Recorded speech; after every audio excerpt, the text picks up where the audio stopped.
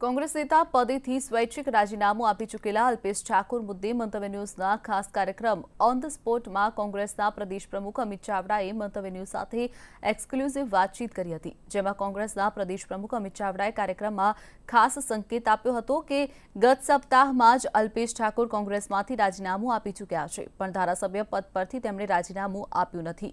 અલ્પેશ ઠાકોરને કોંગ્રેસ વારંવાર મુશ્કેલીમાં મૂક્યું છે અને હવે કોંગ્રેસને વારંવાર મુશ્કેલીમાં લાવનાર અલ્પેશ ઠાકોરની મુસીબત કોંગ્રેસ કઈ રીતે વધારી શકે છે તે અંગે મંતવ્ય ન્યૂઝમાં ઓન ધ સ્પોટ કાર્યક્રમમાં અમિત ચાવડાએ ખાસ પ્રતિક્રિયા આપતા જણાવ્યું હતું કે અલ્પેશ ઠાકોરનું હવે ધારાસભ્ય પદ છીનવાઈ જશે।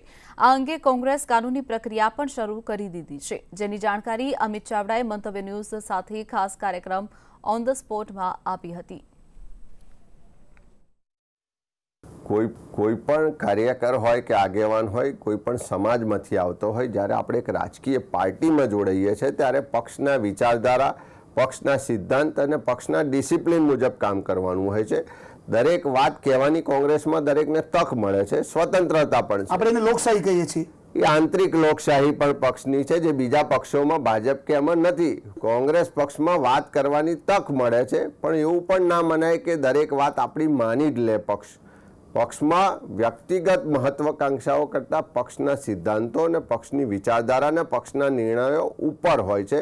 એવા સંજોગોમાં કોઈક જગ્યાએ નારાજગી થાય તો એના પક્ષના પ્લેટફોર્મ પર મુકાય, પણ અલ્પેશભાઈએ જે રીતે નારાજગી વ્યક્ત કરી કે જે શબ્દો સાથે પત્ર લખ્યો કે જે શબ્દો સાથે પ્રેસમાં ગયા, એ બિલકુલ દુર્ભાગ્યપૂર્ણ હતું, ખોટું હતું। અને એનાથી પણ વધારે જ્યારે એમણે પક્ષના ઉમેદવારની વિરુદ્ધ પ્રચાર કરવાની વાત કરી ત્યારે પક્ષે એને ખૂબ ગંભીરતાથી લીધી છે ને એમનું પક્ષના હોદ્દા પરથી રાજીનામું આપ્યું, પણ જે પક્ષના કાર્યકરોએ કોંગ્રેસ પક્ષના સિમ્બોલ પર એમને ધારાસભ્ય બનાવ્યા હતા, એ ધારાસભ્ય રદ કરવાની કાર્યવાહી પણ કોંગ્રેસ પક્ષ તરફથી ન્યાયિક પ્રક્રિયા શરૂ કરવામાં આવી છે અને આવનારા દિવસોમાં ધારાસભ્ય પદ પણ પાર્ટી તરફથી રદ કરવામાં આવશે।